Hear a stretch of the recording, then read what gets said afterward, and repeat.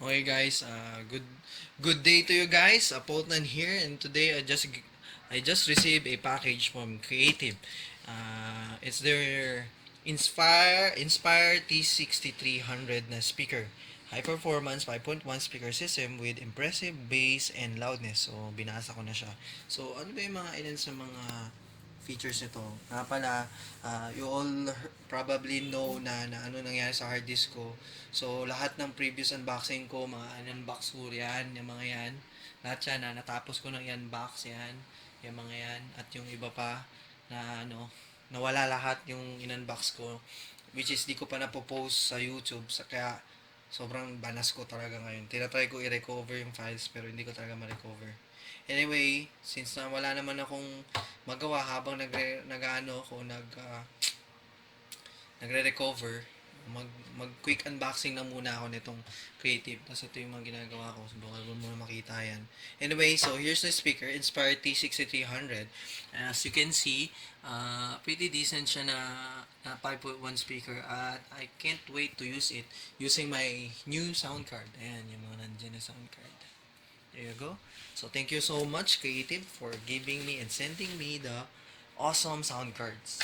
At saka yung headphones. Not to mention the headphones. Sobrang ganda. Okay, so let's open it up. So, for you to see this. Okay, so ilan sa mga ano nga pala nito guys, feature ay una, ito. Meron siyang creative dual slot enclosure yan. Focus lang natin. I'm not sure kung anong suppose ang meaning nun. Pero parang tingin ko ito yung labasan ng hangin kapag bumubuga na siya ng bass at ng sound. Usually, yung traditional daw, ganun lang. You know? Ganun lang siya. Pero ito, parang may dadaanan pa siya. So, I will research on that. Ito nakalagay. The DSE o dual slot enclosure incorporates a truly functional conventional port tube within a tight enclosure. This improves frequency distribution for the entire system, delivering more mid-bass and louder playback. So, yun nga yung sinasabi ko. Usually kasi, pagka di ba yung bass, yung sa mga speaker may butas yon, o doon lumalabas yung hangin, yung binubuga nila. Ngayon, yung iba, straight lang. Ito hindi. Parang sa Bose. Yung Bose kasi, yung sa booper nila, may ganito eh. May channel na dinadaanan pa. So, tingin ko mas okay yun. So, sila mas expert dyan eh. Tapos, meron din siyang IFP, Image Focusing Plate. Let me focus that. Yan. Okay.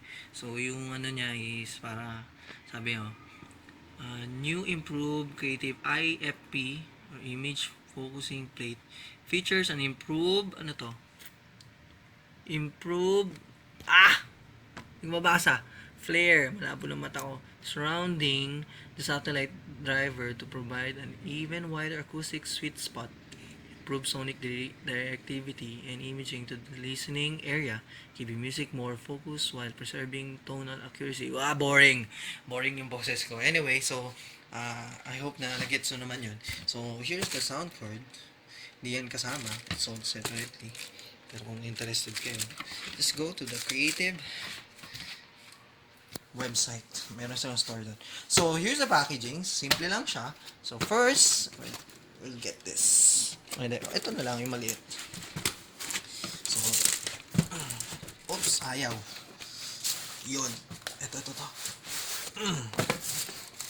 So, okay. So, first box, ang makikita nyo, ito. Let's open it up. Okay, so here's the 5 speakers, left and right, center, and rear. Rear, left, and right. So, basically, nandyan na lahat ng mga kailangan nyo. Katapos, meron din siyang label sticker para sa cable. So, para hindi kayo malilito pagka pina-plug in nyo yan. So, tabi muna natin yan. Then, next thing is the subwoofer. So, ito muna. Subwoofer. Tapos, unang-una, may mga papeles kayo dyan. Mga quick solving guide. Usually, hindi ko naman na binabasa to. Yan. Pero kung technical talaga yung masyadong advanced yung item, yan, binabasa ko. So, check natin na yun to. Intayin nyo lang ako Napag ko lang sandali yung Sandali lang guys If dumilim yung para lang mas madali na kita. Okay. So, let's unwrap this. So, unboxing na siya. Unwrapping pa siya. Okay. Medyo mahirap mag-unbox ng isang kamay. I'm very, very sorry. Please bear with me. Anyway, so here's the subwoofer. Ayun yung speaker niya sa ilalim. So, boom, boom, boom, boom siya. The first impression ko is medyo parang wood siya, hindi siya plastic. That's a nice thing. Katapos, meron siyang dito para sa subwoofer. Tapos may control siya sa likod. So, here's the control.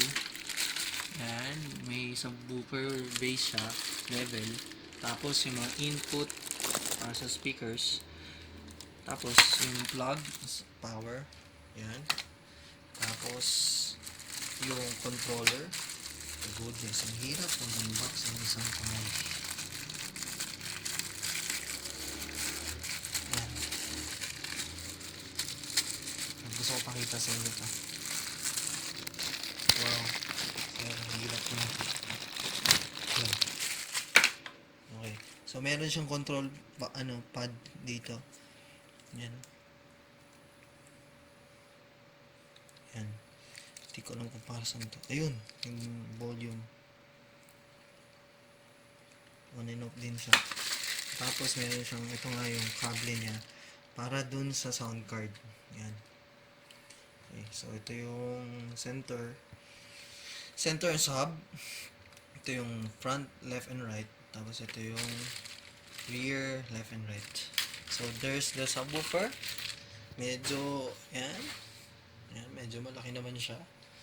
Good. Very decent enough. Siguro yung sound naman nito. Later on, malalaman ko yan. Tapos, ito naman yung mga speakers niya, yung mga satellite niya. So, let's see. Ano itsura.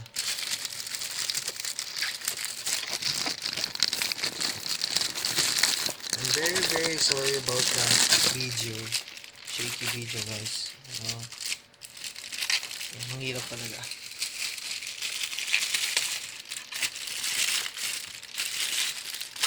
There you go. Okay. So, here's one of the satellites.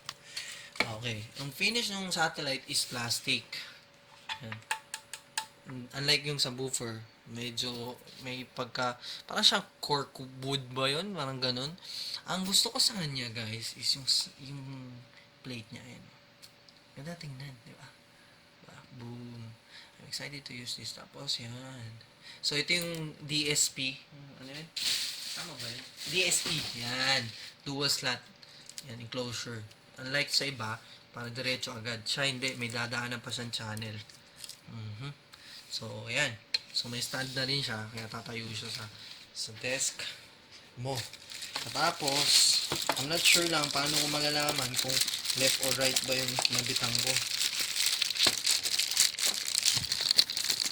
Tingnan natin yung ibang satellite kung pare-pares yung tsura. Ako, mukhang pare-pares. Tama, pare. Okay. So, mas small yung nasa likod. Tingin ko, ito yung... Oops. Okay. Natin, ano pa iba. So, probably ito yung front. Yung dalawang malaki. Tingin ko lang Okay. So, probably...